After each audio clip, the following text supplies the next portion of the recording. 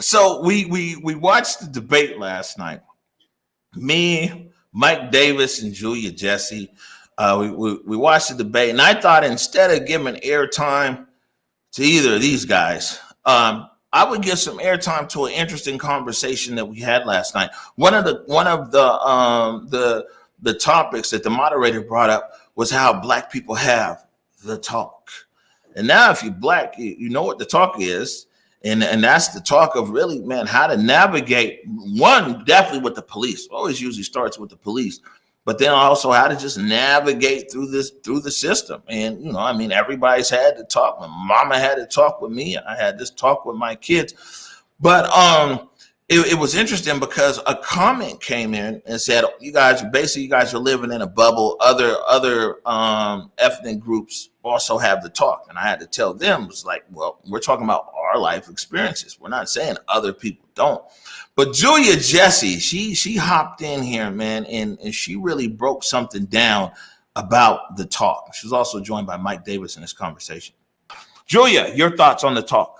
So I also want to make another point of clarity. The talk that white folks give to their kids is not the same talk that we're talking about, because it extends past law enforcement. The talk that we're talking about is don't show up and be too Black. Don't wear a hoodie. Don't wear a do-rag while you're driving. Make sure when you show up that you speak properly. Make sure that your hair is not too loud. Make sure that your body language is not too loud. So the talk is not just about your interaction with police, but the talk is about how you show up into the room, how you show up and have these different conversations that are people that don't look like you, how you interact on a daily basis. That's what the talk is about. The talk does not just talk about when you get pulled over, which is a big thing. And the talk doesn't just extend to kids. I have the talk with my husband when he gets in the car. Take your hat off. Don't drive with your hat off. Don't drive with your hat on.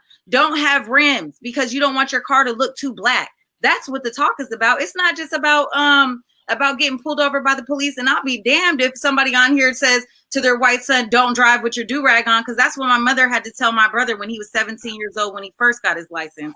So that talk is not the same. Well, while we're on the talk real quick, you know what I'm saying? This is interesting. What non-police interaction talk have you had? I'll throw one out there.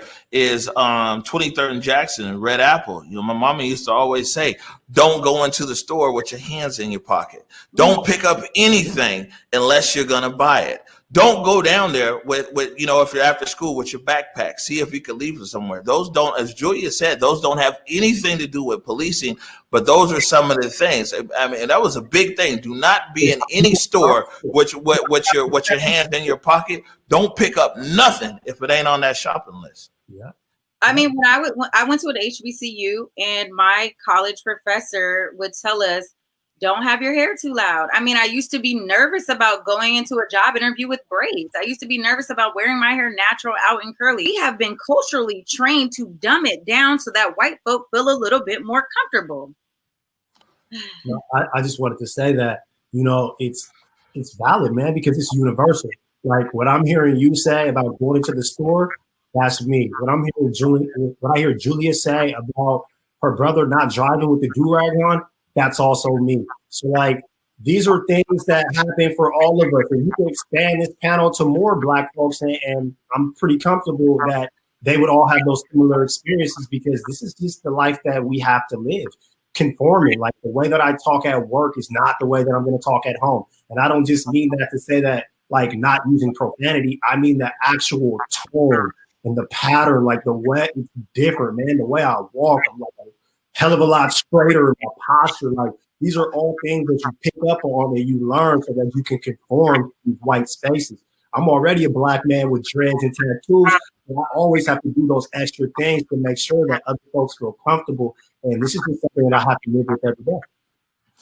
All right. I'm interested to hear, because I listen, even in this moment, I'm like, ooh, I was a little bit too Black right there. You know what I'm saying? And I shouldn't have to check myself. I shouldn't have to check my Blackness. I'm not going to do that. I know you're like, she hella light skin, whatever. We ain't going to go there. We ain't going to go there this time.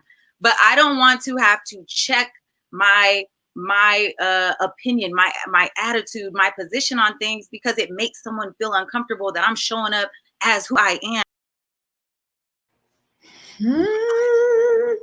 Trae Holiday. Oh, Julia, Jessie, and okay, look, I'm over here buzzing when I just have you pull that clip out, because honestly, they're so right. As the mother of two sons, and you know this, oh, you just said it, you have these talks. But it's not only that. I love how it got expanded to how we are so used to conformity. It really goes back to, I think, a slave mentality, right? We were stripped of our original tradition, our culture, our customs, our language, a bit of our ethnicity, just really stripped from us. When you think about this kind of Atlantic slave trade from so many that still are here in the United States. But what she talks about is so true, and it has such deep roots that it's something that I think a lot of us don't even think about. Oh, it's just in our subconscious at this point. So I'm just happy that you guys touched on that, because it's so true and rings in I think every Black family, every Black household. And if you're kind of like detached from that, it's because you've already gained those customs. You're not even having to do that because maybe you live in a different type of, your class has allowed you to not have to deal with that. But honestly, I still think that that's a very small population that when we talk about nationally, and what you guys described is really the general discourse here. Right. And what we find though is that sometimes across, especially a lot of times the interaction with the police, it don't matter if your parents was rich or your parents worked at the corner store. You talk to people across a class category that are Black, they'll all tell you. I mean, I'm not speaking for everybody. A lot of people will tell you about that talk. I mean, I remember being down there in Atlanta. I used to work in the music industry down there. And these guys, multi-millionaires, big time. But man, as soon as it went down with the police, all of a sudden they remember everything from the talk.